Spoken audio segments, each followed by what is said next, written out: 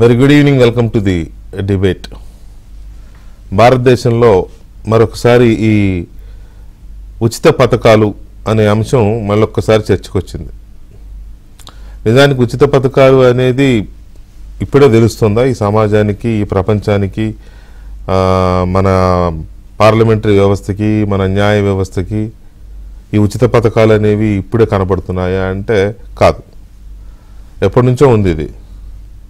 కాకపోతే వానాకాలం వాన కురుస్తుంది, ఎండాకాలం ఎండ వస్తుంది, శీతాకాలం చలి వేస్తుంది. ఈ మూడు ఎంత నిజమో ఇవి కూడా అంతే, సీజనల్గా వస్తుంటాయి పోతుంటాయి. ఎవరో ఎప్పుడో వెళ్ళి కోర్టులో పిటిషన్ వేస్తే దాని మీద కాసేపు చర్చ, ఎవరో ఒకళ్ళు వెళ్ళి కంప్లైంట్ చేస్తే ఎలక్షన్ కమిషన్కి దాని మీద ఆ రోజు కాసేపు మాట, లేకపోతే ఇంకొక ఎంపీకి ఏదో బుద్ధి పుట్టో లేకపోతే మాట్లాడడానికి అవకాశం వస్తేనో ఆయన ఒక క్వశ్చన్ అయితే దాని మీద ఒక చర్చ. అంతకు మించి వీళ్ళెవరూ దీంట్లో భాగస్వాములు కారు, వీళ్ళెవరూ ఈ వ్యవస్థను బాగు చేయాలనే ఆలోచన ఉన్న వాళ్ళైతే కాదు.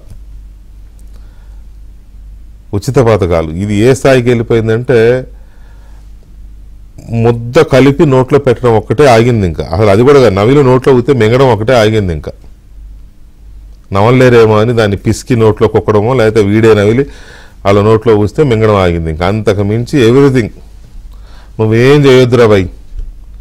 ఎలక్షన్లు వచ్చినప్పుడల్లా ఇంట్లోంచి బయటకు వచ్చి ఓటేయి, ఎలక్షన్ లేనప్పుడు ఇంట్లో ఉండి తిను పడుకో, అంతకు మించి నువ్వేం చేయొద్దు. ఇది ఇవాళ వ్యవస్థ. దీనికి ఆ పార్టీ లేదు, ఈ పార్టీ లేదు, అన్ని పార్టీలు అదే తాను ముక్కలు. అన్నీ ఫ్రీ,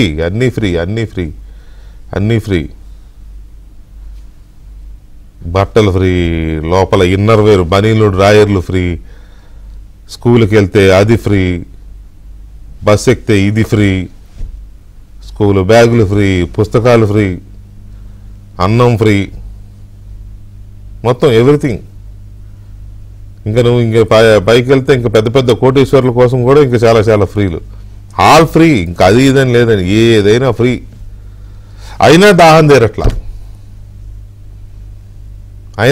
తీరట్లా. ఈడు 4 ఇస్తే ఇంకొకడు 5 ఇస్తాడా, ఆడు 5 ఇస్తే వీడు 6 ఇస్తాడా?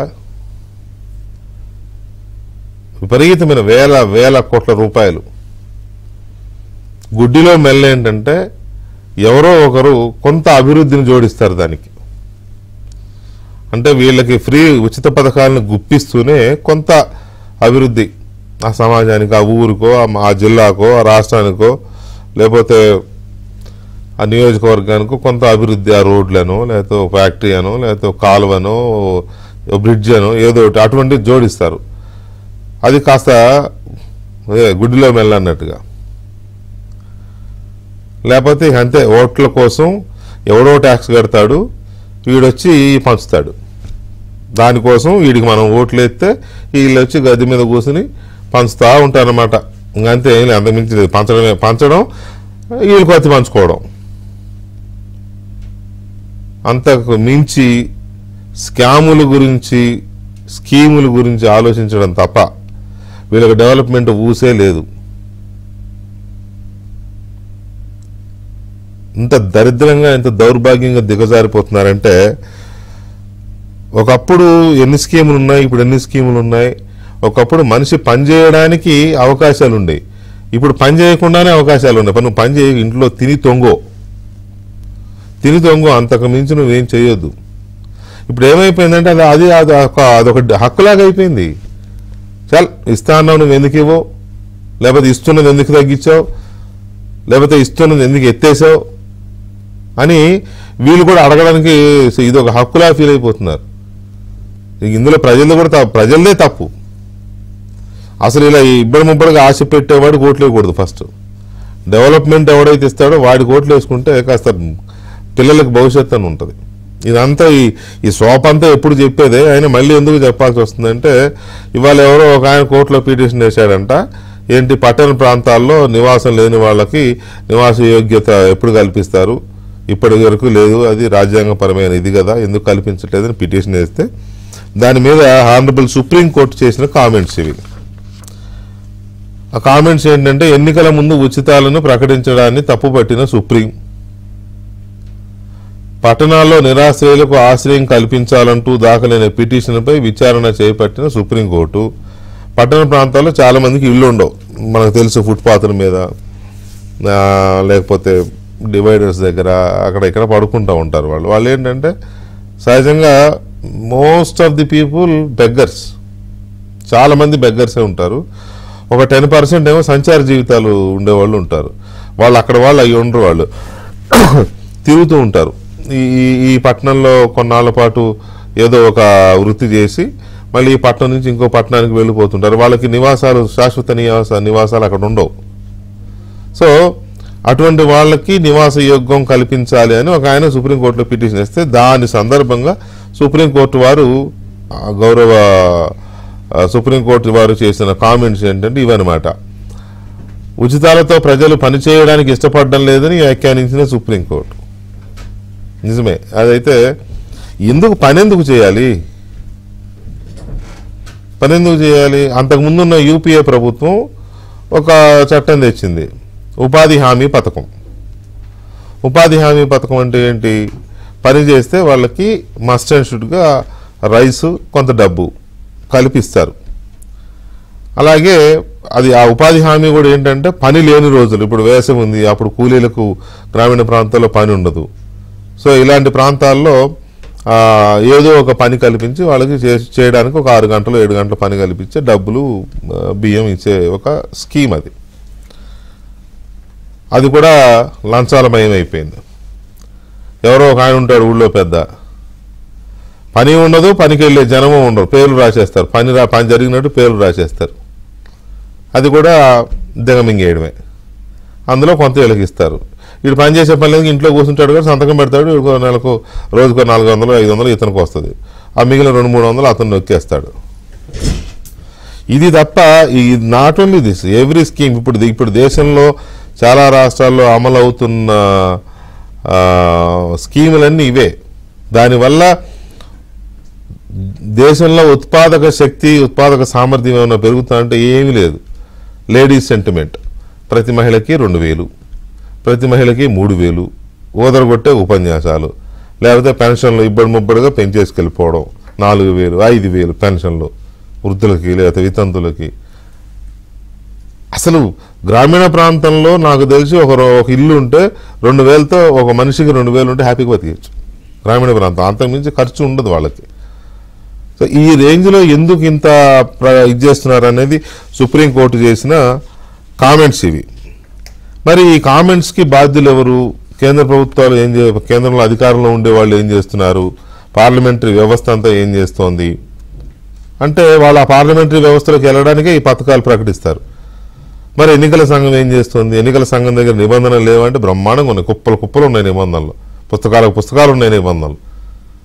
ఉచిత హామీలు లేకపోతే మేనిఫెస్టోలకు సంబంధించి మీరు మేనిఫెస్టోలు ప్రకటిస్తే ఖచ్చితంగా వాటికి సంబంధించిన విధానాన్ని ఎన్నికల సంఘానికి సమర్పించాలి. అది ఎలా అమలు చేస్తారో ముందే ఎన్నికల సంఘానికి సమర్పించాలి. ఎంత బడ్జెట్ అవుద్ది, మీ దగ్గర ఉన్న ప్రణాళిక ఏంటి, ఇవన్నీ ఇవ్వాలని ఉన్నాయి రూల్స్. వాడు అడిగేవాళ్ళు లేడు, ఇచ్చేవాళ్ళు లేడు. పోనీ అధికారంలోకి వచ్చాక ఇస్తారా అంటే డౌటే. కొంతమంది అయితే అధికారంలోకి వచ్చినాక ఇచ్చిన హామీలే మర్చిపోతారు, అసలు మర్చిపోతారు, గుర్తుండ వాళ్ళకి. కొంతమంది సరే ఏదో ఫేజ్డ్ మేనర్లో ఇచ్చుకుంటూ పోతారు. ఉచిత పథకాల మీద మనం ఫ్రీ బీస్గా పిలుచుకునే ఉచిత పథకాలు ప్రభుత్వాలు, పార్టీలు ముబ్బడిగా హామీలు గుప్పిస్తూ అధికారంలో రావడమే పరమావిధిగా ఇస్తున్న పథకాల మీద సుప్రీంకోర్టు ఇవాళ చాలా కామెంట్స్ చేసింది. అయితే ఈ కామెంట్స్ ఇలా చేయడం ఇది ఫస్ట్ టైం కాదు.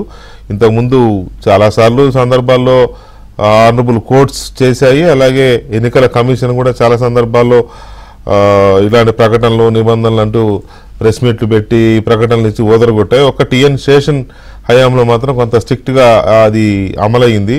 పార్టీలు ఉచితాలు ఇవ్వకుండా, ఉచిత పథకాలు ఇవ్వకుండా, ఇవ్వాలంటే వాళ్ళకున్న ప్లాన్ ఏంటి, దానికి ఉన్న బడ్జెట్ ఎలా ఉంటుంది, ఎలా ఇస్తారు, ఇవన్నీ కొంత అప్పట్లో ఇది చేశారు. తర్వాత గాలికి వదిలేశారు. ఎందుకంటే ఎన్నికల కమిషన్ల మీద కూడా ఆరోపణలు వస్తున్నాయి కదా, అది రిటైర్ అవ్వగానే ఇంకేదో పదవి వస్తుందని, ఇట్లా రకరకాలు ఉన్నాయి. కాబట్టి ఇప్పుడుగా ఇష్టం వచ్చినట్టు హామీలు గుప్పించుకుంటూ వెళ్ళిపోతున్నారు. దాని మీద సుప్రీంకోర్టు ఇవాళ క్వశ్చన్ చేసింది. దీని మీద మనం చర్చను చూస్తున్నాం. చర్చలో భారతీయ జనతా పార్టీ తెలంగాణ ఆర్మూరు శాసనసభ్యులు రాకేష్ రెడ్డి గారు, అలాగే సిపిఎం సీనియర్ నాయకులు మాజీ శాసనసభ్యులు ఎంఏ గఫూర్ గారు అండ్ సీనియర్ జర్నలిస్ట్ రాజకీయ ఆర్థిక విశ్లేషకులు పెంటపాటి పుల్లారావు గారు అండ్ తెలుగుదేశం పార్టీ జాతీయ అధికార ప్రతినిధి Swachhandhra machine chairman Andhra Pradesh chairman Pattabhiram గారు మనతో చర్చలో పాల్గొంటున్నారు. ముందుగా గఫూర్ గారు నమస్కారం.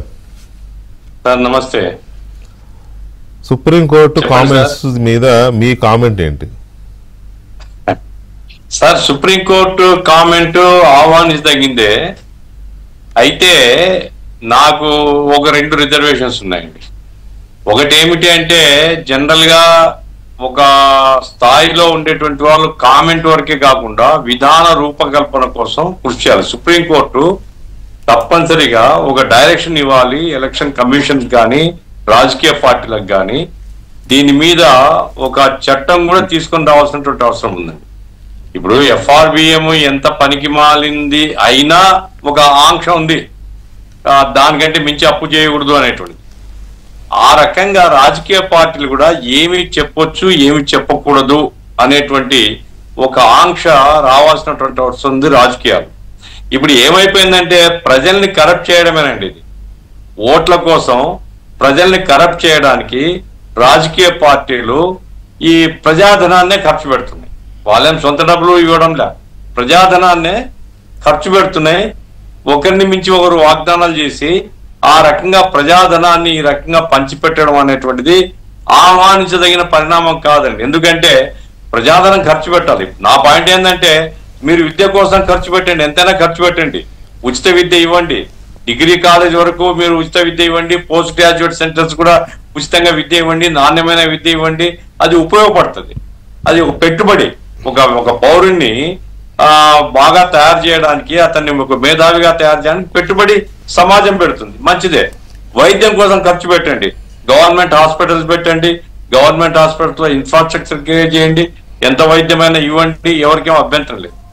అట్లాగే గృహవసతి. ఎందుకంటే ఒక పౌరుడు లక్షల రూపాయలు పెట్టుకోలేడు కాబట్టి పేదరికంలో ఉండేటువంటి వాడికి కొంత సహాయం చేయొచ్చు. ఆ గృహవసతికి ఏం చేయాలన్నది ఒక విధానం రూపొందించుకోవచ్చు.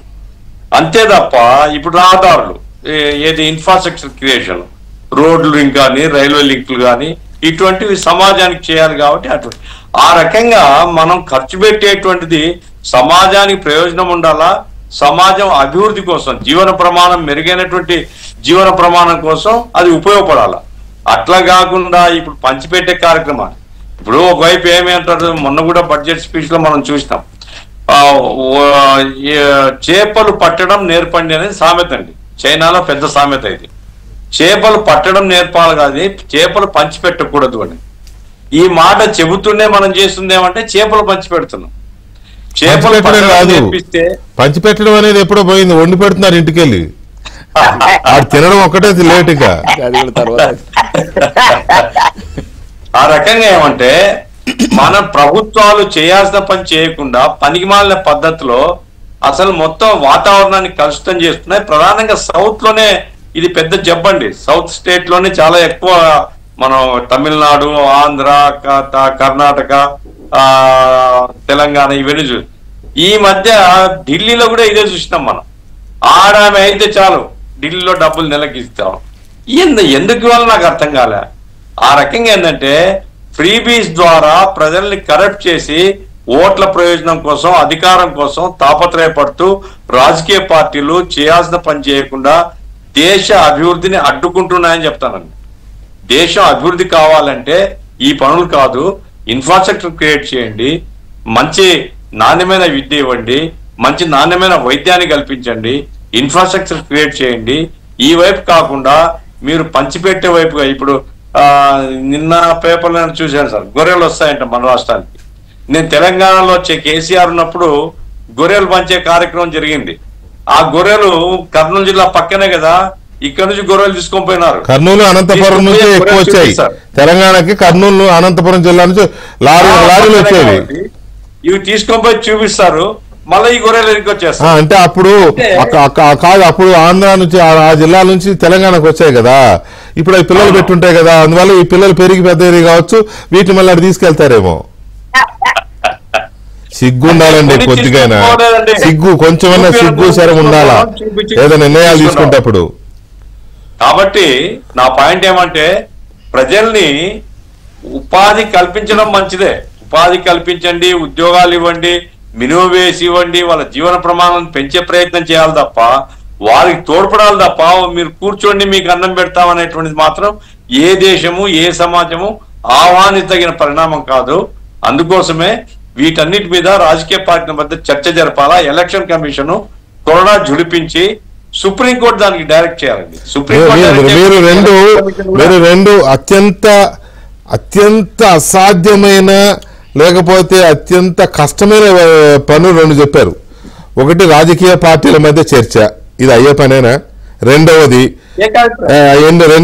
ఎన్నికల కమిషన్ కొరడా జులిపించాలి. వాళ్ళు కొరడా వదిలేసి చాలా కాలమైంది. కొరడా అంటే ఏంటో తెలియదు, స్పెల్లింగ్ కూడా తెలియదు. సో దాని గురించి మాట్లాడదాం, సుప్రీంకోర్టు కూడా మాట్లాడదాం.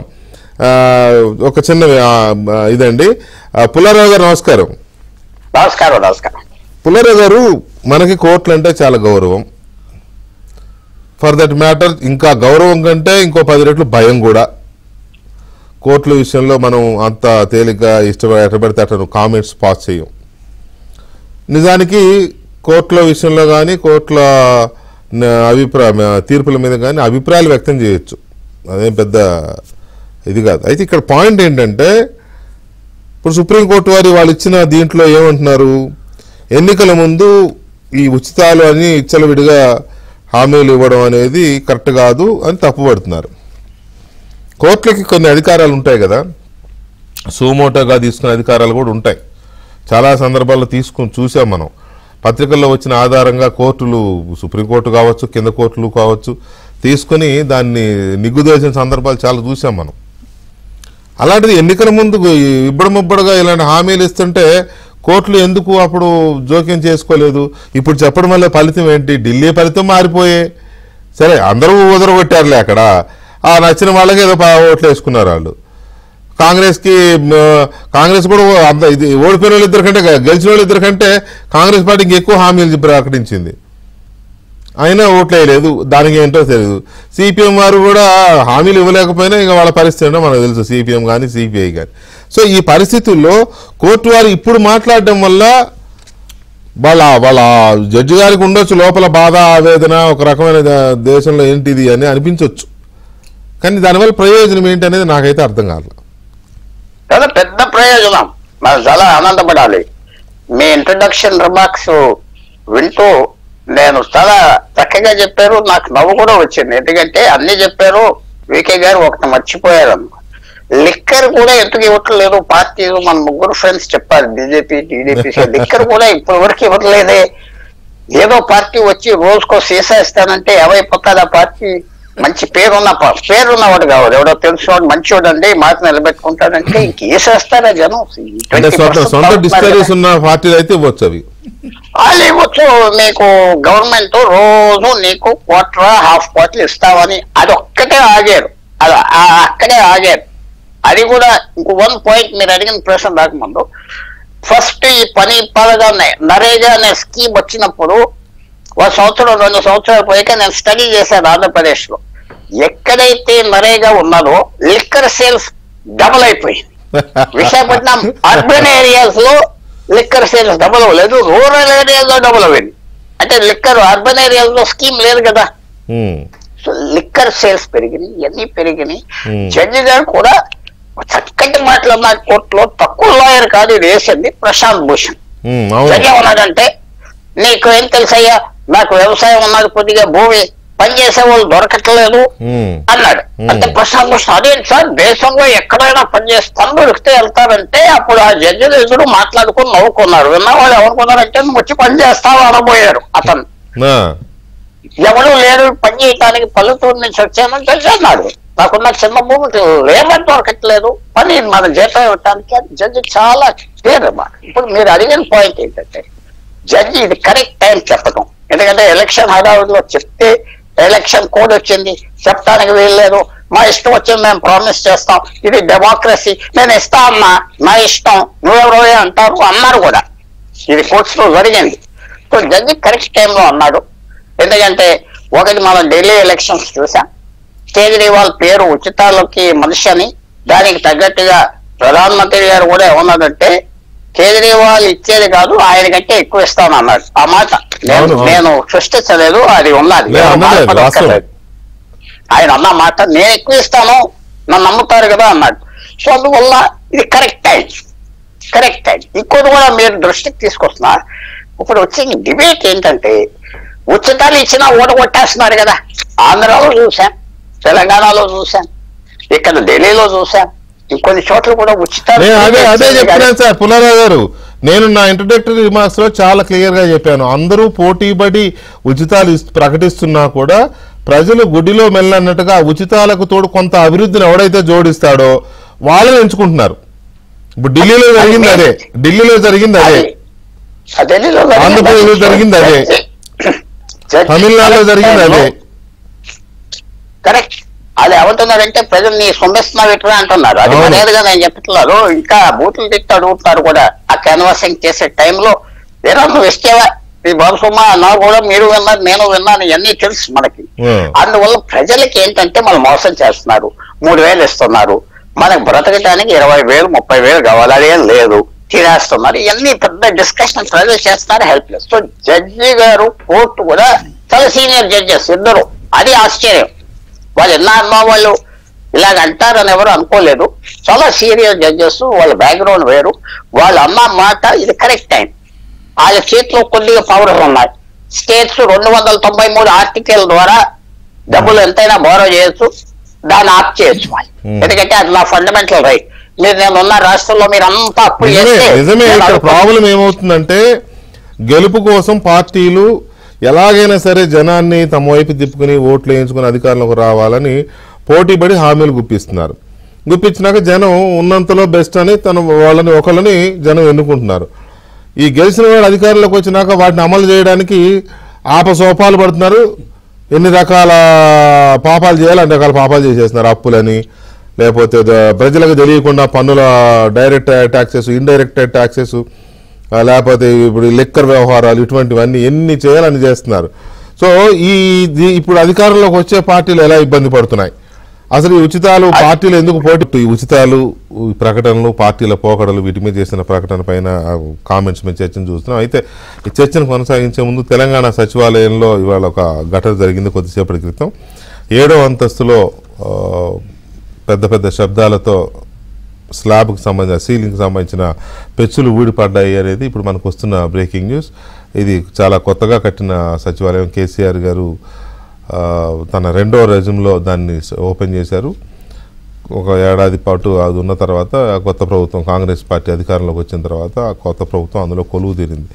అయితే ఈ కొత్తగా కట్టిన ఈ సెక్రటేరియట్లో ఇంత ముందు కూడా ఒకసారి వాటర్ లీకేజ్ అయ్యి భారీగా ఫస్ట్ ఫ్లోర్లో అనుకుంటా, సబ్జెక్టు కరెక్షన్, మొత్తం ఫ్లోర్ అంతా వాటర్ వచ్చేసి ఇదైనప్పుడే అందరూ అనుకున్నారు ఇదేంటిది ఇంత ప్రతిష్టాత్మకంగా ఇంత స్టాండర్డ్గా కట్టిన ఈ బిల్డింగ్లో, ప్రెస్టీజియస్గా కట్టిన ఈ బిల్డింగ్లో ఇదేంటి పరిస్థితి అని.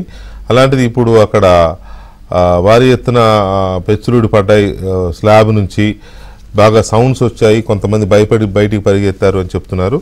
దాని మీద మా కరెస్పాండెంట్ నరసింహరావు అప్డేట్స్ ఇస్తారు. నరసింహరావు, ఏం జరిగింది సెక్రటేరియట్లో? సచివాలయం 7 అంతస్తులు ఉంటుంది. 7 అంతస్తుల్లో 7వ అంతస్తు బయటి భాగంలో చేశారు అంచులు, ఆ అంచులు డిజైన్లు చేశారు. ఈ 7వ అంతస్తుకు సంబంధించినటువంటి ఈ బార్డర్ ఏదైతే ఉంటుందో దానికి సంబంధించినటువంటి అంచులు ఒక్కసారిగా ఊడిపడ్డాయి కొద్దిసేపటి క్రితం. అది ఊడిపోవడంతో ఇది ఈస్ట్ గేట్, సౌత్ ఈస్ట్ ప్రధాన ద్వారం ఉంటుంది సచివాలయానికి. ఇక్కడి నుంచే అధికారులు, మంత్రులు, అదేవిధంగా ఉద్యోగులంతా కూడా ఈ ద్వారం గుండానే రాకపోకలు సాగిస్తూ ఉంటారు. వాస్తవానికి ఈ రోజు కొద్దిసేపటి క్రితం ఇక్కడ మీడియా సమావేశం జరిగింది. డిప్యూటీ సీఎం బల్లు బట్టి విక్రమార్క, మంత్రి పొన్నం ప్రభాకర్ల మీడియా సమావేశం జరిగింది. సో మీడియా సమావేశాన్ని ముగించుకొని మీడియా ప్రతినిధులంతా కూడా బయటకు వచ్చినటువంటి క్రమంలో ఒక్కసారిగా భారీ శబ్దాలు వచ్చాయి. ఆ పెచ్చులు ఊడిపోయి కింద అక్కడ మేబీ రామగుండము చైర్మన్ కు సంబంధించినటువంటి కార్ అంటున్నారు. అది ఆ కార్ కింద ఉంది. దాని పైన నుంచి పెచ్చులు ఒక్కసారిగా ఊడి దానిపైన పడడంతో ఒక్కసారిగా పెద్ద ఎత్తున శబ్దం వచ్చింది. దాంతో అక్కడ ఉన్నటువంటి సిబ్బంది అంతా కూడా పరుగులు తీసి అక్కడ చూశారు. అయితే ఆ కూలి పడ్డటువంటి సమయంలో కింద మనుషులు ఎవరు కూడా లేకపోవడంతో కొంత నష్టం తప్పింది, పెద్ద గండమైతే తప్పిందని చెప్పొచ్చు. కాకపోతే అక్కడ కింద ఉన్నటువంటి సమయంలో కారు మీద పడి కారు కొంత లైట్ గా డ్యామేజ్ కూడా అయింది ఆ కారు. సో మొత్తానికి ఎంతో ప్రతిష్టాత్మకంగా నిర్మించినటువంటి సచివాలయము ఇది, రాష్ట్ర ప్రధాన పరిపాలనా కేంద్రము. దాదాపుగా 10 లక్షల అడుగుల విస్తీర్ణంతో దీన్ని నిర్మించారు. 700-800 కోట్ల రూపాయలు పెట్టి దీన్ని నిర్మించారు. తెలంగాణకే తల్లిమానికంగా దీన్ని చెబుతా ఉంటారు. సో ఇలాంటిది ఏడాది కాలంలోనే ఈ విధంగా నిర్మాణ లోపాలు బయటపడడం పట్ల కొంత విస్మయాన్ని ఇక్కడ ఉన్నటువంటి అధికారులే వ్యక్తం చేస్తా ఉన్నారు. ఇక్కడ ఉన్నటువంటి సిబ్బంది కూడా విస్మయాన్ని వ్యక్తం చేస్తా ఉన్నారు. తట్టు అక్కడ ఎంట్రన్స్ పక్కనే కాబట్టి ఇక్కడ సైడ్ కు నిలబడి కొంతమంది మాట్లాడుతూ ఉంటారు. వచ్చిపోయేటువంటి వాళ్ళు, ఎదురుపడ్డటువంటి వాళ్ళు మాట్లాడుకుంటూ ఉంటారు. అంతేకాకుండా వాహనాలు కూడా ఇక్కడ ఆపి ఈ మార్గం గుండానే వెళ్లిపోతా ఉంటాయి. సో ఈ సమయంలో ఇలాంటి ప్రమాదం జరిగింది. ఇంత ఖర్చు పెట్టి ఇంత ప్రతిష్టాత్మకంగా నిర్మించినటువంటిది ఇలా పెట్టులు ఊడిపడడం పట్ల మాత్రము కొంత కానీ నరసింహరావు ఇది ఇంత ముందు కూడా ఇలాంటి ఘటన జరిగింది కదా. వర్షాకాలం వర్షాలు కురిసినప్పుడు సెకండ్ ఫ్లోర్ లో మొత్తం వాటర్ అంతా వచ్చి ఫ్లోర్ అంతా మొత్తం నిండిపోయి నీళ్లు ఇదంతా. ఈ నిర్మాణం చేసినటువంటి కొత్తలోనే వచ్చినటువంటి మొదటి వర్షాకాలంలోనే పెద్ద ఎత్తున ఉరిచింది బిల్డింగ్ అంతా కూడా. లోపలికి నీళ్ళన్నీ కూడా సింకై లోపల ఉరిచినటువంటి సందర్భం కూడా ఉంది. అయితే అప్పట్లో అధికారంలో ఉన్నటువంటి బీఆర్ఎస్ పార్టీకి సంబంధించినటువంటి నాయకులు కొత్తగా కట్టినప్పుడు ఇలాంటి లోటుపాట్లన్నీ కూడా బయటపడతాయి, మెయింటెనెన్స్ అనేటువంటిది ఉంటుంది, అవన్నీ కూడా సరి చేస్తారని చెప్పి సరి చేశారు. అయితే అప్పుడు అది పెద్ద ఎత్తున చర్చనీయాంశంగా మారింది. విమర్శలకు కూడా దారి తీసింది. ఇంత గొప్పగా కట్టినటువంటి సచివాలయం ఇట్లా కురవడం ఏంటి, నీళ్లు లోపలికి జారడం ఏంటి అని చెప్పి పెద్ద ఎత్తున చర్చ కూడా అప్పట్లో జరిగింది. సో ఇప్పుడు ఈ పెద్దలు ఇది బయటి భాగము సరే బార్డర్ అయినప్పటికీ కూడా ఆ అంచు ఒక మూలకు కూలి పడ్డటువంటి దీనిపైన ఇలాంటి నిర్మాణము, గొప్ప నిర్మాణము, ఇన్ని 100 కోట్లు పెట్టి నిర్మించినటువంటి నిర్మాణము ఈ విధంగా ఆ నిర్మాణ లోపాలు బయటపడము, నాసి రకమైనటువంటి పనులే ఎందుకు నిదర్శనం అన్నటువంటి ఒక చర్చ అయితే ఇప్పుడు ఈ సచివాలయ ప్రాంగణంలో జరుగుతా ఉంది. ఒక్కసారిగా శబ్దం రావడంతో ఈ మీడియా పాయింట్ లో ఉన్నటువంటి వాళ్ళు, ఈ రహదారిలో మీడియా పక్కన ఉన్నటువంటి రహదారిలో వచ్చిపోయేటువంటి వాళ్ళంతా కూడా ఒక్కసారిగా ఉలిక్కిపడి అసలు లోపల ఏం జరుగుతుంది, ఇంత శబ్దం ఎందుకు వచ్చిందని చెప్పి పరుగులు తీసి తొంగి చూసినటువంటి సందర్భం. అక్కడ ఉన్నటువంటి సిబ్బంది కూడా, లోపల సెక్యూరిటీ సిబ్బంది ఉంటారు, భద్రతా సిబ్బంది ఉంటారు, వాళ్ళు కూడా ఒకేసారి ఆ కారు పైన పడి శబ్దం వచ్చినటువంటి నేపథ్యంలో వాళ్ళు కూడా ఉలిక్కిపడి పరుగులు తీసి చూశారు. అయితే ఊపిరి పీల్చుకున్నారు. అక్కడ వాళ్ళు సిబ్బంది కూడా నిలబడుతూ ఉంటారు. అది మీద పడితే ఖచ్చితంగా కొంత నష్టం జరిగేటువంటి ప్రమాదం అయితే ఉండేది. కానీ వారి దగ్గర ఎవరూ లేకపోవడంతో మాత్రం కొంత నష్టం అయితే తప్పింది. దీనిపైన ఇప్పుడైతే విస్తృతంగా ఈ సచివాలయంలో చర్చ జరుగుతా ఉంది. Right Narasimharao, thank you very much, thanks for the updates. ఇక మనం మళ్ళీ మన చర్చలోకి వద్దాం. బీజేపీ ఎమ్మెల్యే రాకేష్ రెడ్డి గారు ఉన్నారు. రాకేష్ రెడ్డి గారు నమస్కారం అండి. ఇప్పుడు ఈ ఉచితాలు, ఈ పథకాల ప్రకటనలు, హామీలు విచ్చలవిడిగా మేనిఫెస్టోలు పెట్టి జనాన్ని ఊరించడం ఇది కొత్త కాదు ఈ దేశంలో.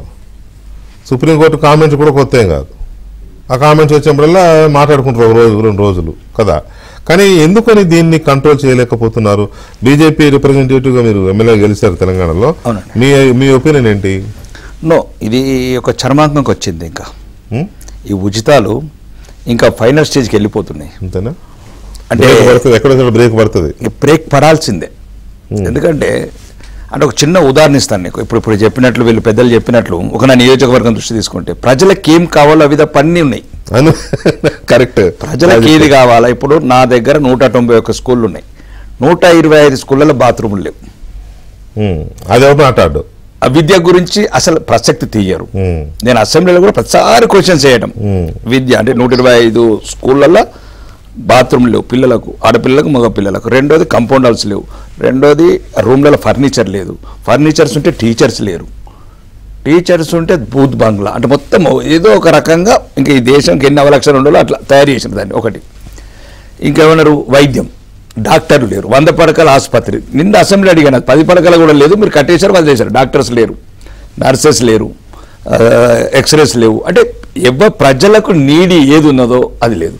రెండోది మా 2 జిల్లాలలో కరీంనగర్, నిజామాబాద్లో SCZ ఒకటే ఉంది, స్పెషల్ ఎకనామిక్ జోన్.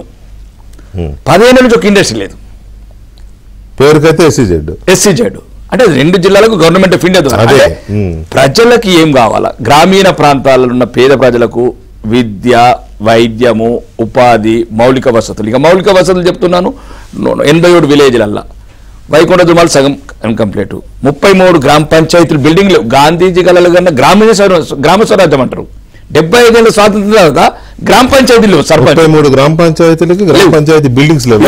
మరి ఎక్కడ ఉంటున్నాయి అవి? ఇంకేం లేవు, ఏదో ఒక చిన్న రూమ్ ఉంటది.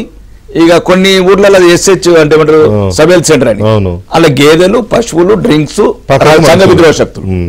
అంటే ఒక మొత్తం ఉచితాల రూపంలో ఈ రకంగా ఏదైతే ప్రజలకు కావాలో అది ఇవ్వకుండా అప్పుడు ఇప్పుడు చెప్పినట్లు. ఇక రెండోది, ఇప్పుడు ఉదాహరణకు అంటే ఉచితాల వల్ల కూడా నాకున్నంత అవగాహన ప్రకారం తెలంగాణలో ఏం జరిగిందంటే, ఒక మా గౌరవనీయ మాజీ ముఖ్యమంత్రి గారు ఉండ్రి, అంటే అబద్ధాలలో ప్రపంచంలో ఎన్ని అవార్డులు ఉన్నాయో అన్ని అవార్డులు ఇవ్వచ్చు ఆయనకు. అంటే ఇంతకుముందు ముఖ్యమంత్రి మేము చిన్నప్పటి నుంచి చాలా మందిని చూసినాము, గపూర్వారెడ్డి సీనియర్ శాసనసభ్యుడు, వాళ్ళు మంచి మాకు స్ఫూర్తి, వాళ్ళ నాయకులు. కానీ ఈ రకంగా దిగజారి అబద్ధాలు ఆడలేదు ఎవడు. అంటే ఇప్పుడు నిన్ను ఎవరు అడగలేదు దళితులు ముఖ్యమంత్రి చేస్తాను, దళితులు ముఖ్యమంత్రి చేస్తా, లేదు 3 ఎకరాల భూమి ఇస్తా, లేదు డబుల్ బెడ్రూమ్ ఇల్లు ఇస్తా, లేదు ఇంటికి ఒక ఉద్యోగం ఇస్తా, లేదు KG2. అంటే ఒక ఉన్నత స్థానంలో ఉండవలసిన వ్యక్తి ఈ రకంగా దిగజారి అబద్ధాలు ఆడితే మళ్ళా 2018లో ఇవన్నీ పనిచేసి ఉంటే దళిత బంధు, రైతు బంధు. అంటే ఇప్పుడు ప్రజల్లో కూడా మిగతా ప్రతిపక్ష పార్టీలకు ఏమొచ్చింది, ఇన్ని అబద్ధాలు ఆడితేనే ఇతను ప్రజలు ఓట్లేస్తున్నారు, మేము అబద్ధాలు ఆడితే ఏమైందంటే రేవంత్ రెడ్డి గారు ఇంకా ఎన్ని అబద్ధాలు ఎక్కిండు.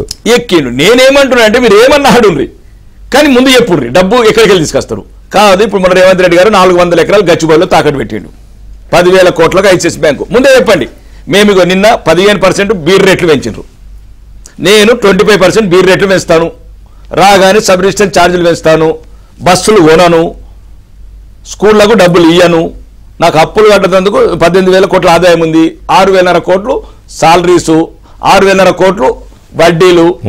అంటే ఈ ముందు చెప్తే ప్రజలు నిర్ణయించుకుంటారు. కానీ మొత్తానికి మొత్తం అందరూ మోసపూరిత వ్యవస్థ అయింది. ఇప్పుడు ఒక చిన్న ఉదాహరణ, పెద్ద మన సార్ పుల్లారావు సార్ అన్నాడు, నరేంద్ర మోడీ గారు ఏమన్నారంటే ఆయనకన్నా ఎక్కిస్తానంటే ఇంకో రూపంలో వందే భారత్ ట్రైన్లు కావచ్చు, లేకపోతే 8 రోజుల రైళ్లు కావచ్చు, అంటే మధ్యతరగతి కావచ్చు, ఏది కావాలి ఈరోజు దేశానికి. అంటే మహిళలకి డబ్బులు ఇచ్చే విషయంలో అదొకటి మేము తెలంగాణలో ఉన్నాం, వాళ్ళు 100 మంది ఇచ్చారు, మేము ఒక వాగ్దానం ఇచ్చాం, ఏది రైతుకు 3,000 మంది ఇస్తామని చెప్పి మీకు ఓట్లే లేదు. మాకు ఓట్లు వేసినా వేయలేదు, అది కాలం నిర్ణయిస్తుంది. నేను అనేది ఏంటంటే ఇట్లాంటి మోసపూరిత చర్యల వల్ల ఇది ఒకటి ఉన్నది. ఇంకా దీంట్లో రాజకీయ వ్యవస్థలు అందరూ మీరు చెప్పినట్లు, పెద్దవాళ్ళు చెప్పినట్లు అంతే, గుమ్మడికాయల దొంగ అంటే అందరూ నమ్ముకుంటారు. దీనికి ఇంకా న్యాయ వ్యవస్థ ఎలక్షన్ అంటే మీరు కొన్ని వ్యవస్థలని మీరు అంత తక్కువ అంచనా వేసుకుంటారు. ఒక చెప్తాను, ఇప్పుడు నారిమన్ కపాడియా గారు అని చెప్పాను, ఇప్పుడు నేను చీఫ్ జస్టిస్, అట్లాంటి వాళ్ళు టీఎన్ శేషన్ వాళ్ళు అంటుంటే మాకు కూడా 10 అయితే మైకు పడేస్తున్నాం, ఆ భయం ఉంది మా ఉంటో. అంటే ఎలక్షన్ సమయంలో 10 అయిందంటే అంటే ఆ భయం ఉన్నట్లేదు. నేను అనేది కొన్ని వ్యవస్థల్ని మనం తక్కువ అంచనా వేయడం లేదు, అది కానీ ఆ వ్యవస్థలే రాజ్యాంగం కోసమో ప్రజాస్వామ్యాన్ని పరిరక్షించడం కోసమో ఆ వ్యవస్థలు చేయాల్సినంత చేయడం లేదనే బాధ అవుతుంది. మీలో ఉంది, నాలో ఉంది, అందరిలో ఉంది. మీరు ఒకసారి దయచేసి సుమారు 65 ఏళ్ల వరకు మనం ఆ బొగ్గు ట్రైన్లు, ఆ ట్రైన్లు, బ్యాటరీలు, ఈరోజు వందే భారత్ ట్రైన్లు వచ్చినాయి. ట్రైన్ల గురించి మాట్లాడడం మార్పు వస్తుంది, దీంట్లో కూడా మార్పు వస్తుంది. ఆ ఉద్దేశం ఎందుకు చెప్తున్నారంటే ప్రజలు మేల్కొంటున్నారు, యువ భారతం ఎక్కువ అవుతుంది, యువకులకు ప్రపంచం మీద ఒక అవగాహన వస్తుంది. ఏంటి, ఒకవైపు ప్రపంచం లాంటి యూరప్ లాంటి కంట్రీస్ ఈ రకంగా పోతుంటే మనం గ్రామీణ ప్రాంతాలలో రాజకీయ నాయకులు మోసం చేస్తున్నారు. ఇప్పుడు దాంట్లో పెద్దవాళ్ళు అన్నట్లు కాంగ్రెస్ ఈ 2 పార్టీలు, ఇప్పుడు మీరే చెప్పారు 2 పార్టీల కన్నా ఎక్కువ ఉచితాలు ఇస్తామన్నారు, కానీ 67 స్థానాలలో 0గా పరిమితమైంది.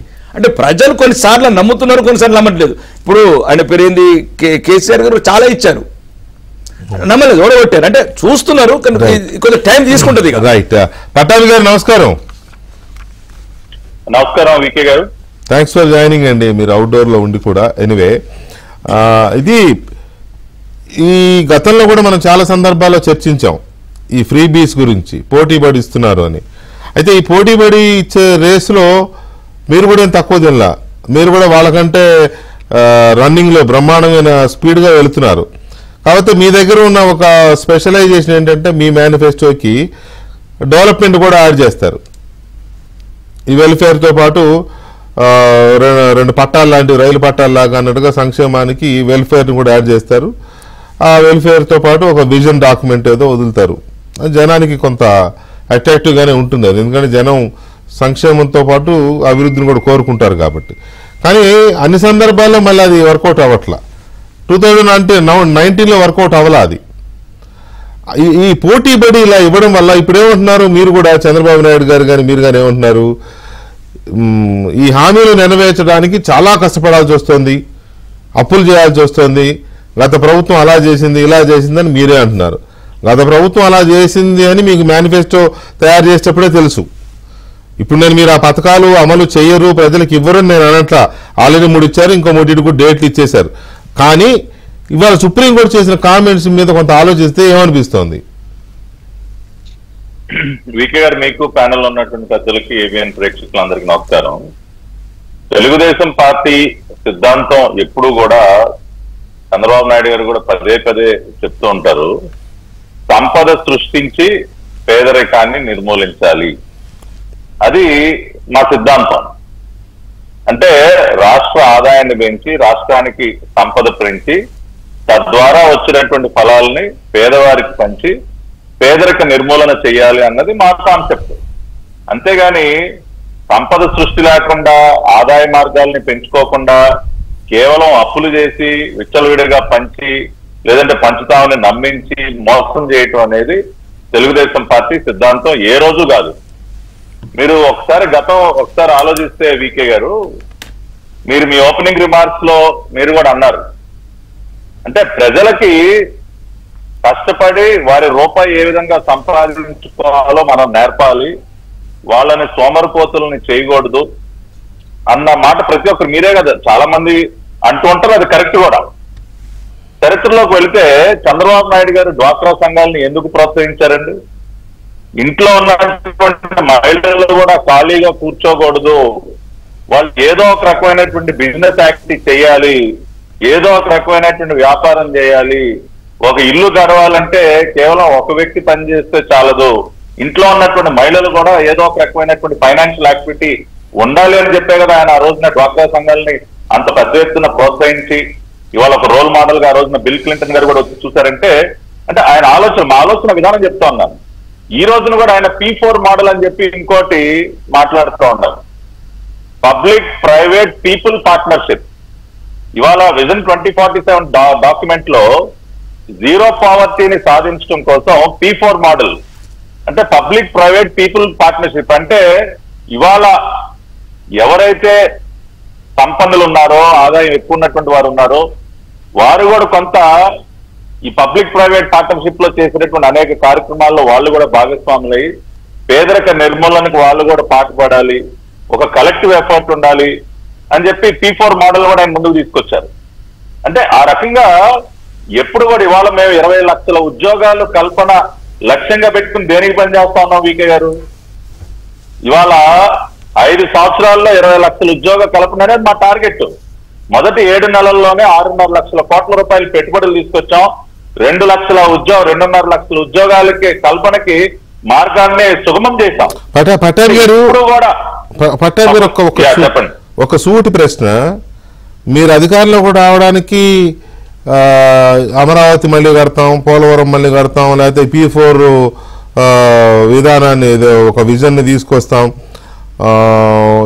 ఇట్లాంటివి మిమ్మల్ని అధికారంలోకి తెచ్చాయా? లేకపోతే పెన్షన్ 4,000, మహిళలకు ఉచిత బస్సు ప్రయాణము, ఇంకో చెప్పారు మహిళలకి 2,500 రూపాయలు, తర్వాత తల్లికి వందనం కింద పుట్టిన ప్రతి బిడ్డకి, స్కూల్కి వెళ్ళే ప్రతి బిడ్డకి 1,500, ఇవి అధికారులకు తీసుకొచ్చాయా? ఇప్పుడు సమాజంలో అనేక వర్గాలు ఉంటాయి విజయ్ గారు. That's it. ఇవాళ అన్ని వర్గాల ప్రజల యొక్క అవసరాలని తీర్చే విధంగా మనం పనిచేయాలి. ఇవాళ మనం బాటం లైన్ కి వెళితే ఇవాళ ఎందుకు మనం కొన్ని వెల్ఫేర్ స్కీమ్స్ ని ప్రకటించాల్సి వస్తుంది, పేదరిక నిర్మూలన కోసం మనం ఎందుకు పాటుపడాల్సి వస్తుంది అన్న విషయాన్ని మనం చర్చించుకుంటున్నప్పుడు we should all remember India is a welfare state. ఇవాళ మన భారత రాజ్యాంగంలో ఆనాటి రాజ్యాంగ నిర్మాతలు డైరెక్టివ్ ప్రిన్సిపల్స్ అని దేనికి పెట్టారండి? ఇవాళ మీరు చూస్తే ఆర్టికల్ 34 ఇవన్నీ 37 మీరు చూసినట్లయితే డైరెక్టివ్ ప్రిన్సిపల్స్ లో the aim of these directive principles is to create such conditions where all citizens should be able to lead a good life economically అని చాలా క్లియర్ గా, అంటే భారత రాజ్యాంగంలోనే మన రాజ్యాంగ నిర్మాతలు చెప్పారు. అదేవిధంగా what is the welfare state అన్నది కూడా మనం చూసినట్లయితే the state which plays a key role in protection and promotion of economic and social well-being of citizens. So ఆర్థిక స్థితిగతులని మనం మెరుగుపరచాలి, ఆర్థికంగా కూడా అణగారిన వర్గాల్ని ఆదుకోవాలి అన్నది మన భారత రాజ్యాంగంలోనే పొందుపరిచింది. అందుకే వాళ్ళ పని కల్పించాలి. మీరు చెప్పిన దాంట్లో కాంట్రడిక్టరీ ఉంది. I won't accept it. I won't accept it. మీరు దాంట్లో మీరు రాంగ్ మీనింగ్ చెప్తున్నారు, దాన్ని మీరు దాన్ని రాంగ్ మీనింగ్ చెప్తున్నారు. I'm sorry. పూర్తి చేయడం అండి. Let me finish. మీరు నా సెంటెన్స్ విని అప్పుడు క్వశ్చన్ అడగండి. కాకపోతే ఆ రకంగా చేసే పని అది రెస్పాన్సిబుల్ గా ఉండాలి. మీరు ఆదాయాన్ని పెంచే మార్గాలు చూసుకోవాలి. ఇవాళ జీవితాంతం వాళ్ళకి ఏదో ఇచ్చి వాళ్ళ ఇళ్లలో కూర్చోబెట్టడం కాదు, వాళ్ళు కూడా వాళ్ళ కాళ్ళ మీద నిలబడే విధంగా మనం కృషి చేయాలి. రెస్పాన్సిబుల్ గా చేయాలని చెప్తాం. విచ్చలవిడిగా అప్పులు చేసి రాష్ట్ర ఆదాయాన్ని పెంచకుండా, అభివృద్ధి చేయకుండా, సోమరిపోతులు చేసేసి ప్రజల్ని రాష్ట్రాన్ని అప్పులు కుప్పలు చేయటం అనేది మార్గం కాదు. అది మా విధానం కాదు. అందుకనే నేను చెప్తా ఉన్నాం. ఇవాళ మీరు ఒక స్కీమ్ చెప్తాను సార్, నిరుద్యోగ భృతి 3,000 రూపాయలు ఇస్తాం మేము అన్ఎంప్లాయిడ్ యూత్ కి. అదే జీవితకాలం ఇవ్వం, ఉద్యోగం వచ్చే వరకు ఇస్తాం. అది కూడా ఉద్యోగం రావటానికి ఇవాళ రాష్ట్ర వ్యాప్తంగా 40 స్కిల్ డెవలప్మెంట్ సెంటర్స్ లో ఏ వ్యక్తి అయితే 3,000 రూపాయల నిరుద్యోగ భృతి పొందుతున్నాడో కంపల్సరీ ఏదో ఒక స్కిల్ డెవలప్మెంట్ సెంటర్ లో అతను జాయిన్ అవ్వాలి. ఎప్పుడు స్టార్ట్ చేస్తున్నారు నిరుద్యోగ భృతి? అది డేట్స్ అవన్నీ కూడా ఇచ్చారు కదా, అన్ని కూడా ఇస్తారు క్యాలెండర్ ప్రకారం. నిరుద్యోగ భృతి డేట్ ఇచ్చినట్టు లేరు. ఇప్పుడు ప్రతి ఒక్క వెల్ఫేర్ స్కీమ్ ఇంప్లిమెంట్ అవుతుంది. మై హంబుల్ సబ్మిషన్, మీరు చెయ్యరని నేను అనట్లేదండి, దయచేసి అర్థం చేసుకోండి. మీరు ఇచ్చిన హామీలను మేనిఫెస్టోని ఇంప్లిమెంట్ చేయరని నేను అనట్లా. ఈ సంవత్సరం కొన్ని, ఇంకో సంవత్సరం కొన్ని చేస్తారు. కానీ మీరే చెప్తున్నారు, ప్రభుత్వ అధినేతగా చంద్రబాబు నాయుడు గారు చెప్తున్నారు ఎంత కష్టపడాల్సి వస్తోంది, ఎన్ని అప్పులు పాలైపోయినాయి, సంవత్సరానికి 30,000 కోట్ల రూపాయలు వడ్డీలు కట్టాల్సి వస్తోంది అని మీరే చెప్తున్నారు. సో ఈ సిచ్యువేషన్ లో ఒకడు చేశాడని ఇంకొకటి చేశాడని ఇంకొకటి చేశాడని ఇంకొకటి ఎగబడి చేసుకుంటా పోతే వడ్డీలు కట్టడం తప్ప ఇంకేం ఉండదు స్టేట్ లో. వీకే గారు ఇక్కడ ఒక పాయింట్ వీకే గారు ప్లీజ్, ఇక్కడ ఒక పాయింట్ మనం గమనించాల్సింది ఏంటంటే, చంద్రబాబు నాయుడు గారు అన్నారు చాలా కష్టపడాల్సి వస్తుందని. దేనికి? రాష్ట్రాన్ని మళ్ళీ అభివృద్ధి పథకంలో ముందుకు తీసుకెళ్ళడానికి, రాష్ట్ర ఆదాయాన్ని పెంచడానికి, తద్వారా సంక్షేమ పథకాలు అమలు చేయడానికి కష్టపడాలి. జగన్మోహన్ రెడ్డి ఆ పని చేయలేదు కదా. 5 సంవత్సరాల పాటు ₹1 పెట్టుబడి తీసుకొచ్చాడండి. ఉన్న పెట్టుబడులన్నీ తరివేశాడు. ఇవాళ కంపెనీలన్నీ క్యూ కడుతున్నాయంటే రాష్ట్ర ఆదాయం పెరుగుతుందా లేదా? ఉద్యోగ అవకాశాలు పెరిగితే ప్రజలు ప్రభుత్వం ఇచ్చినటువంటి పథకాల కోసం ఎదురు చూసేటువంటి పరిస్థితి ఉంటుందా? ఉండదు కదా. కాబట్టి మా విధానం, మేము కష్టపడేది రాష్ట్రాన్ని మళ్ళీ అభివృద్ధి పథంలో ముందుకు తీసుకెళ్ళడానికి, పెట్టుబడులు తీసుకురావడానికి, ఉద్యోగాలు కల్పించడానికి, రాష్ట్రానికి సంపద సృష్టించడానికి దానికి మేము కష్టపడుతూ ఉన్నాం. ఇప్పుడు నేను ఇంకోటి కూడా చెప్తా ఉన్నా, ఫినిష్ చేస్తా ఉన్నా. ఇవాళ ఈసారి బడ్జెట్ లో మేము చెత్త నుంచి కూడా ఆదాయం, రెవెన్యూ ఫ్రమ్ వేస్ట్ కూడా పెడతా ఉన్నాం. ఇవాళ ఆఖరికి చెత్త నుంచి కూడా ఆదాయం ఎలా సమకూర్చుకోవాలో మేము స్వచ్ఛాంధ్ర కార్పొరేషన్ తరఫున మేము చేస్తా ఉన్నాం. రెవెన్యూ ఫ్రమ్ వేస్ట్ అనేది కూడా చూపిస్తాం. ఏం చేస్తారు ఈ ఆదాయాన్ని? రాష్ట్ర ఆదాయాన్ని కాదు ఈ ఆదాయాన్ని ఏం చేయబోతున్నారు? ఈ ఆదాయాన్ని ఏం చేయబోతున్నారు? ఈ ఆదాయాన్ని రెండు విధాలుగా ఖర్చు పెడతాం. ఈ ఆదాయాన్ని 2 విధాలుగా ఖర్చు పెడతాం. ఇప్పుడే మా మిత్రులు తెలంగాణలో ఎమ్మెల్యే మిత్రులు ఆయన చెప్తా ఉన్నారు ఇన్ఫ్రాస్ట్రక్చర్ లేదు. అయ్యా ఇవాళ ఈ ఆదాయాన్ని ఇన్ఫ్రాస్ట్రక్చర్ క్రియేషన్ కు ఉపయోగిస్తాం, వెల్ఫేర్ కూడా ఉపయోగిస్తాం. వెల్ఫేర్ కూడా కాదు, వెల్ఫేర్ కు ఉపయోగిస్తాం, ఇన్ఫ్రాస్ట్రక్చర్ కూడా ఉపయోగిస్తామనండి. సరే సార్, రెండింటికి ఉపయోగిస్తాం సార్. అంటే మై పాయింట్ ఈస్, నేను ఎందుకు అలా మిమ్మల్ని చేశానంటే ప్రజలకు అర్థం కావాలి, ఈ చేసేదంతా మన సొమ్ములే మన దగ్గరే వసూలు చేసి మళ్ళీ మనకే పెడుతున్నారు. అది జగన్మోహన్ రెడ్డి కావచ్చు, ఇంకొక రెడ్డి కావచ్చు, చంద్రబాబు నాయుడు గారు కావచ్చు, ఎవరైనా కావచ్చు. వెల్ఫేర్ అనేది ఎక్కడి నుంచో రాదు, ప్రజల నుంచి వసూలు చేసే పన్నుల వసూళ్లు, వీటి నుంచి మళ్ళీ మన సొమ్మే మనకు వస్తుందిరా బాబు అనే మినిమం ఒక థాట్ వాళ్ళకు వస్తే కొంతలో కొంత. గఫూర్ గారు, మీరు 2 సార్లు ఎమ్మెల్యేగా చేశారు. ఈ బడ్జెట్లు ఎలా ఉంటాయి ఏంటి ఇవన్నీ మీకు తెలుసు. అప్పుడు ఒక రకమైన బడ్జెట్ కేటాయింపులు ఉండేవి, ప్లానింగ్, నాన్ ప్లానింగ్. ప్లానింగ్ అంటేనేమో ఆల్రెడీ ఉన్న జీతభత్యాలు లేకపోతే రెగ్యులర్గా ఇప్పుడు నడుస్తున్న ఏవైతే ఇప్పుడు ఉన్నావో అవి ఖర్చులు, వీటికి సంబంధించి నాన్ ప్లానింగ్లోకి పోతాయి. ఈ ఏమైనా ఈ వచ్చే ఏడాది కాలానికి ఇగో ఈ ప్రాజెక్టో లేకపోతే సంథింగ్ ఈ కాలువకి కేటాయింపులో ఏవో ఉంటాయి కదా మూలగా, అంటే ఇన్ఫ్రాస్ట్రక్చర్ డెవలప్మెంట్కి వీటికి సంబంధించి అట్లా ప్లానింగ్, నాన్ ప్లానింగ్ అని 2 పద్ధతులు పెట్టుకునేవాళ్ళు. ఇప్పుడు మారిందనుకోండి, క్యాపిటల్ ఎక్స్పెండిచర్, రెవెన్యూ ఎక్స్పెండిచర్ అంటున్నారు. ఇప్పుడున్న ఈ గడిచిన 10 ఏళ్ళుగా మీరు చూస్తున్నారు కదా, మూలధన వ్యయము అంటే ఏదన్నా ఒక స్ట్రక్చర్ నిర్మాణానికో లేకపోతే మౌలిక వసతుల కల్పన కోసమో పెట్టే వాటా ఎంత ఉంటుంది బడ్జెట్లో, ఇగో ఈ సంక్షేమాల కింద ఈ వడ్డీలు అప్పులు కట్టుకోవడానికి ఈ జీతాలకు బత్యాలకి వీటికి పెట్టేది ఎంత ఉంటుంది, అసలు మూలధనానికి ఏమైనా పెడుతున్నారు వీళ్ళు? అక్కడే అర్థమైపోతుంది కదా నాశనం అయిపోతుంది వ్యవస్థ అని. ఇప్పుడు ఈ ఇంతకుముందు మూలధనం వ్యయము, తర్వాత ప్లాన్డ్ అన్ప్లాన్డ్ అన్నా ఇప్పుడు ఉండేటువంటి రెవెన్యూ ఎక్స్పెండిచర్, క్యాపిటల్ ఏమున్నా కానీ పేరు తప్ప కాన్సెప్ట్ అయితే అదేనా? అదే అవును. ఏం చెప్తారంటే రెవెన్యూ వ్యయాన్ని క్రమంగా తగ్గించుకుంటూ క్యాపిటల్ ఎక్స్పెండిచర్ పెంచుకోవాలనేది ఆర్థికవేత్తలు అందరూ చెప్పేది. అవును. క్యాపిటల్ ఎక్స్పెండిచర్ లో మనకు ప్రాజెక్టులు వస్తాయి, పరిశ్రమలు వస్తాయి, తర్వాత రహదారులు వస్తాయి, లేకుంటే బిల్డింగ్లు వస్తాయి. టీచర్ల జీతాలు రావు, బిల్డింగ్లు వస్తాయి, కాలేజ్ బిల్డింగ్స్ వస్తాయి, ఇన్ఫ్రాస్ట్రక్చర్ ఏదంటే అది వస్తుంది. ఈ రకంగా అంటే ఆస్తి క్రియేషన్, సమాజానికి దాని యొక్క విలువను మనం ఖర్చు పెట్టేది, దాని యొక్క విలువను సమాజానికి అందించేటువంటి దాన్ని మనం పెంచుకోవాలనేది మొదటి నుంచి కాన్సెప్ట్. అందుకోసం నేను ఎప్పుడు 50-50గా చూడలేదు, కానీ క్యాపిటల్ ఎక్స్పెండిచర్ 30% అట్లా ఉండేది. గ్యారంటీ ఉండేది 30% క్యాపిటల్ ఎక్స్పెండిచర్, 30% రెవెన్యూ ఎక్స్పెండిచర్ ఉండేది. 60-70% రెవెన్యూ ఎక్స్పెండిచర్ ఆ రోజుల్లో కూడా ఉండింది. ఇప్పుడు క్రమంగా పెరిగి 80% రెవెన్యూ అయిందండి, 20% లేదా 15% క్యాపిటల్ అయింది. అంటే క్యాపిటల్ ఎక్స్పెండిచర్ ను మర్చిపోతున్నాం మనం. రెవెన్యూ ఎక్స్పెండిచర్ అనివార్యం అయిపోతుంది. ఇప్పుడు అప్పులు తెచ్చింటారు, వడ్డీలు కట్టడం అనివార్యం కదా. జీతాలు క్రమంగా ఇప్పుడు వాలంటీర్లను, సచివాలయ సిబ్బంది నియమించుకున్న తర్వాత వేతనాలు పెరిగిపోతాయి కదా.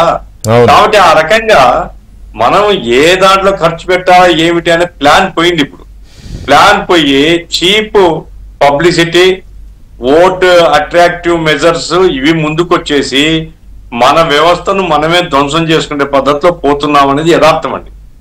అందుకోసమే ఇప్పటికైనా సరే ఒక కామన్ కన్సెన్సస్ రావాలా. ఇది రాజకీయ పార్టీలు అంగీకరించకపోతే చట్ట రూపంలోనైనా కేంద్రం చొరవ తీసుకుని లేదా సుప్రీంకోర్టు డైరెక్షన్ తోనైనా ఆ రకమైనటువంటి పరిస్థితులు వస్తే ఈ దేశం యొక్క అభివృద్ధికి, సమాజం యొక్క అభివృద్ధికి ఉపయోగపడుతుంది. నేను అదే అంటున్నా గఫూర్ గారు, మళ్ళీ మీరు అసాధ్యమైన కార్యక్రమాలు చెప్తున్నారు. నాకు అర్థం కాదు ఏంటంటే, ఇప్పుడు మీరు కేంద్రం చొరవ తీసుకోవాలనుకుంటున్నారు, కేంద్రం చొరవ తీసుకోవాలని మీరు కోరుకుంటున్నారు, నిజమే. కానీ ఆ కేంద్రం కూడా అధికారంలోకి రావాలంటే ఎంతో కొంత ప్రకటించాల్సిందే ఒకటి. రెండోది, ఇప్పుడున్న సంకీర్ణ యుగం ఇది. ఈ సంకీర్ణ యుగంలో ఉండే ప్రాంతీయ పార్టీలు కానీ ఇతర పార్టీలు కానీ వాళ్ళు ఇట్లా హామీలు గుప్పిస్తేనే కదా వాళ్ళు గెలిచేది. మరి అలాంటప్పుడు ఎలా కేంద్రం చొరవ తీసుకుంటే అది ముందుకు వెళ్తుంది అనేది ఒక పాయింట్ అయితే, సుప్రీంకోర్టు ఎక్కడ గైడ్లైన్స్ ఇస్తుందండి? ఏదో కామెంట్ చేస్తున్నారు తప్ప వాళ్ళు అంతకంటే ఏం చేయలేకపోతున్నారు. Unfortunately I don't know why. ఇప్పుడు సుప్రీంకోర్టుకి ఆ పవర్స్ ఉన్నాయండి. సుప్రీంకోర్టు ఒక జడ్జిమెంట్ ఇచ్చి ఇదిగో ఇది అమలు చేయాలని చెప్తే చెయ్యము అని చెప్పే ధైర్యం ఎవరికి లేదు.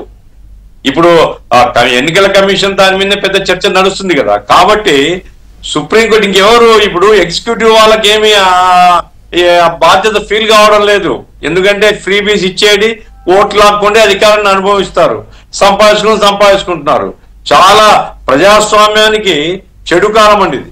అందుకోసమే ఖచ్చితంగా సుప్రీంకోర్టు అయినా డైరెక్ట్ చేయాలా, లేకుంటే ఇప్పుడు రామచంద్రరావు గారు ఉన్నారు, వాళ్ళు మేము ఆదర్శాలు పద్ధతులు అని చెప్తున్నారు, వాళ్ళైనా చొరవ తీసుకోవాలా. ఏదో రకమైనటువంటి పద్ధతి రాకపోతే ఈ వ్యవస్థ మరింత కుళ్ళిపోతుంది తప్ప ఇంకేం చేయలేమండి, నాశనం అయిపోతుంది. ప్రజాస్వామ్యం మాత్రం ఇప్పుడు మామూలుడు ఎవడు ఎన్నికలకు సిద్ధం కావడం లేదండి. 50 కోట్లు 100 కోట్లు పెట్టాలంటే ఎవరు సిద్ధపడతారండి? ఎట్లటి వాళ్ళు వస్తారు? పెద్ద పెద్ద వ్యాపారస్తులు కోటీశ్వరులే వస్తారు. వాళ్ళు ఖర్చు పెడతారు, డబ్బులు సంపాదిస్తారు. ఏ ప్రజాస్వామ్యం ఎక్కడుంది ఇప్పుడు? కాబట్టి ఈ విధానంలోనే మౌలికమైనటువంటి మార్పు తెచ్చేందుకు ఎవరో ఒక వ్యవస్థ చొరవ తీసుకోవాల్సినటువంటి అవసరం అయితే ఉంది సమాజం. రాకేష్ రెడ్డి గారు, ఇది సాధ్యమేనా? అంటే ఒకటి గారి కోరిక ఉంది, నిజంగానే కొంత అది జరిగితే బాగుందని మీలాంటి వాళ్ళు కూడా అనుకుంటారు. కానీ సాధ్యమేనా ఇప్పుడు ఉన్న పరిస్థితులలో? రాజకీయ నాయకులు కూడా గేమ్ ఎవడు మొదలు పెట్టాడో కానీ ఎగ్జిట్ కావాలనుకుంటున్నారు అనుకుంటున్నారా? రాజకీయ నాయకులు అంటే వాళ్ళ పులి మీద మొదటి నుంచి ఎవడు పెట్టాడు, ఇక మొదలు పెట్టిండి, ఆట మొదలు పెట్టింది, కానీ ఆట పెరుగుతూ పోయింది. పులి మీద సవారీ మింగలు కాదు. అంటే పులి మీద సవారీ 2 రకాలుగా ఉంటది. ఒకటేమో పులి మీద ఎక్కి సవారీ చేయటం, ఒకటి బోన్లో పులితో ఉండటం. ఇప్పుడు బోన్లో పులితో ఉన్నాడు రాజకీయ నాయకుడు. వాడన్న బతకాలి. అంటే ఇలా ఒక ఉదాహరణ చెప్తున్నాను దీని మీద. మా రాష్ట్ర ఆదాయం పోయిన సంవత్సరము 2,40,000 కోట్లు, 1,40,000 కోట్లు అప్పు తెచ్చినాం. 3,80,000 కోట్లల్లా అంటే సుమారు నా నియోజకవర్గం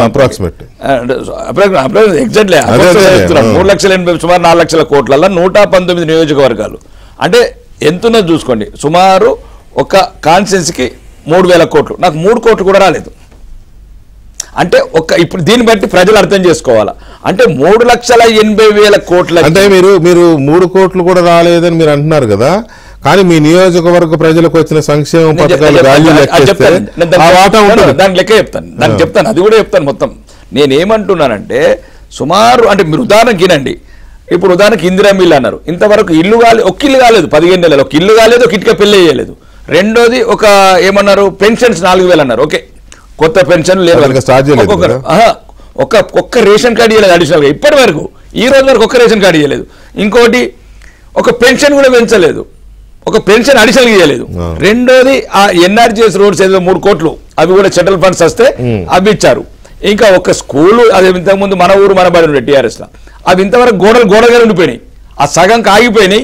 ఆ సగం బిల్లు అంటే నేను చెప్పదలుచుకున్నది ఏంటంటే ప్రజలు ఎన్ని లక్షల కోట్ల ఆదాయం చేసినా అప్పు చేసినా ప్రజలకు కావలసిన కనీసం 5% కూడా రావట్లేదు. ఇది ప్రజలు కూడా గమనించాలా.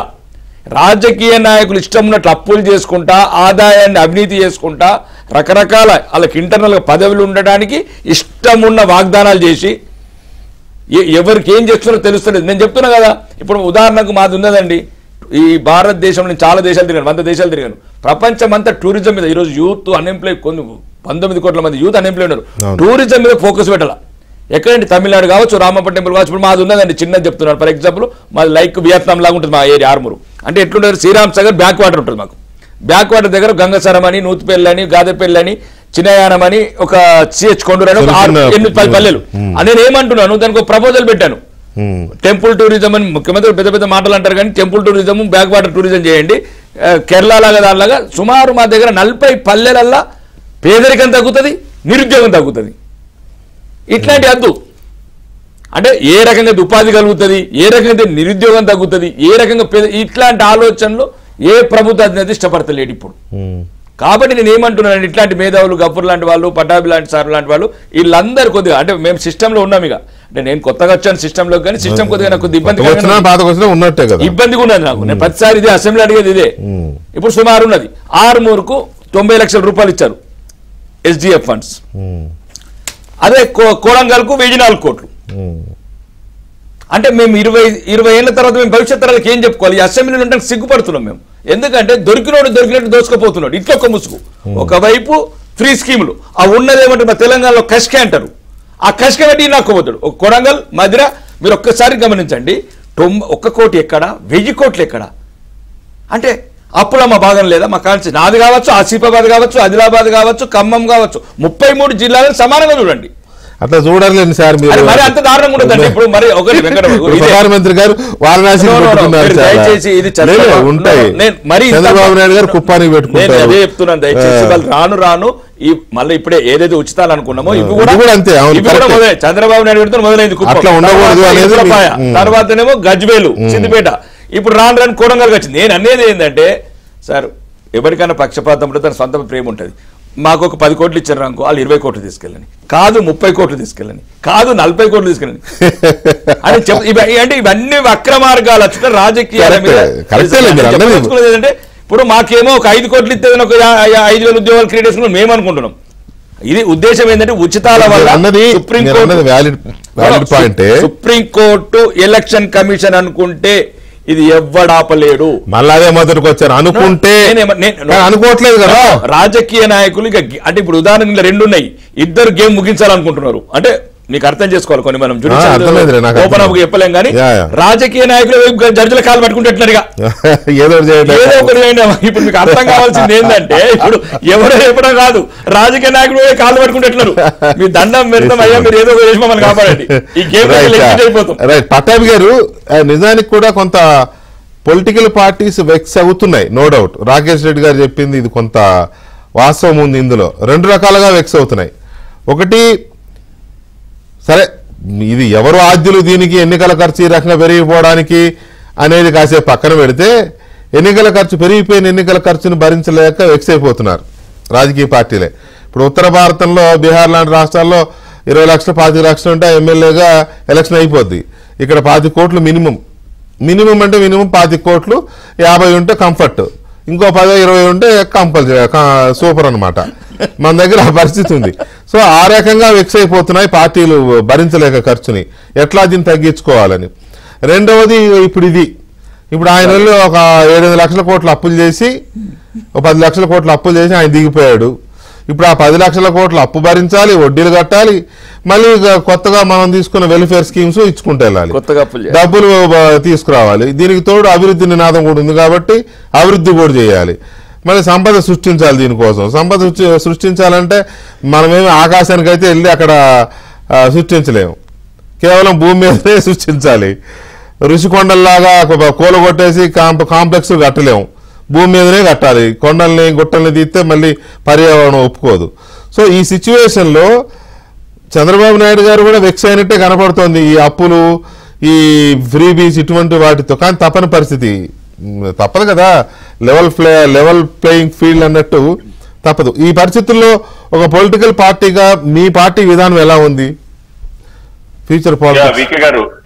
వీకే గారు ఇక్కడ ఒక పాయింట్ కూడా ముందు చెప్పి మీ ప్రశ్న కూడా సమాధానం చెప్తాను. ఎందుకంటే ఇందాక మనం ఈ క్యాపిటల్ ఎక్స్పెండిచర్, దాని స్పెండింగ్, ఆ పర్సంటేజ్ గురించి కూడా మనం మాట్లాడుకున్నాం. అవును. అంటే గతంలో ప్రభుత్వాలు మౌలిక సదుపాయాల కల్పన పైన ఎంత ఖర్చు పెట్టేది, ఇవన్నీ కూడా. మొన్న ఒక 4 రోజుల క్రితం కేంద్రం నీతి ఆయోగ్ ఫిజికల్ హెల్త్ ఇండెక్స్ అని చెప్పి వివిధ రాష్ట్రాలకు చెందినటువంటి డేటా మొత్తం విడుదల చేశారు.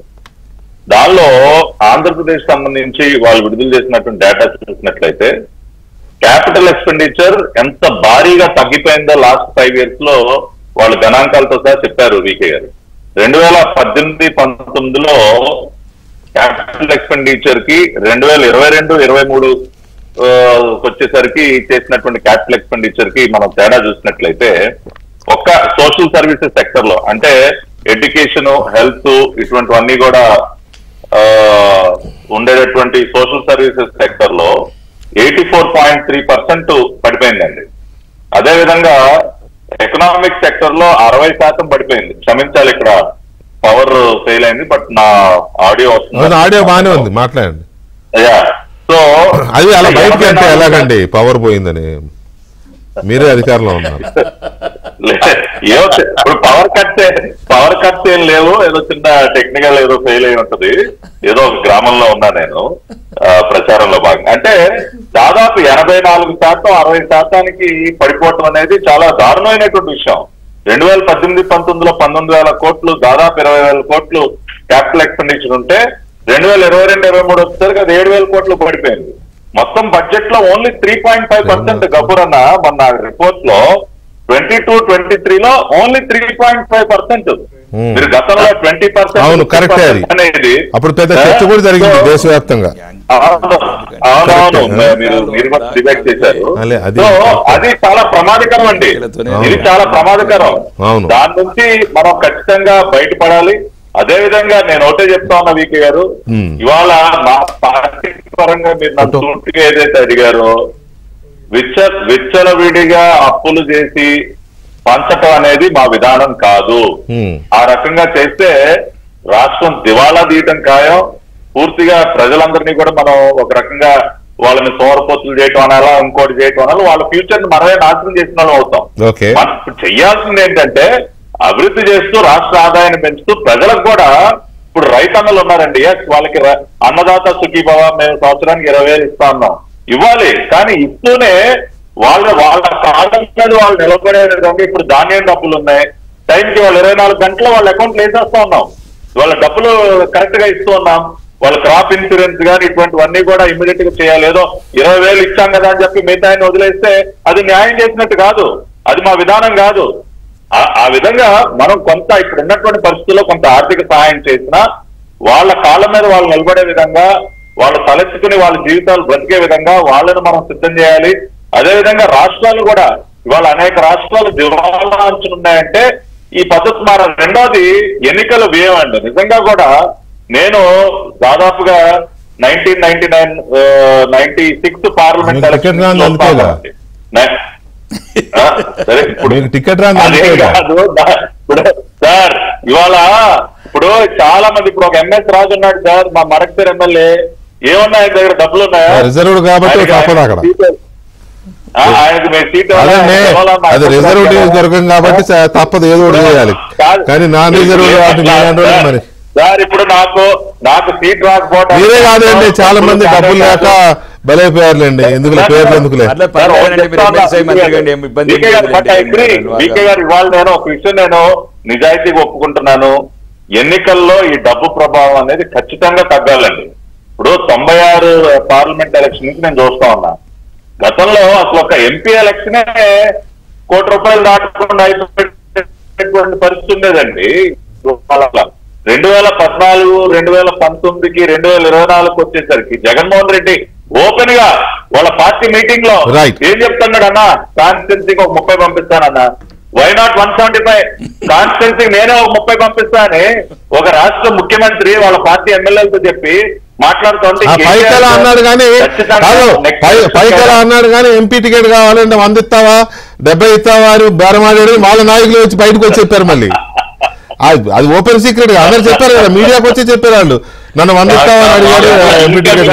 అవుట్ గోయింగ్ లేదు జగన్మోహన్ రెడ్డి బ్యాంక్ లో, ఇన్కమింగ్ అవుట్ గోయింగ్ ఉండదు అక్కడ, అక్కడ క్రెడిట్ తప్ప డెబిట్ ఉండదు జగన్మోహన్ రెడ్డి.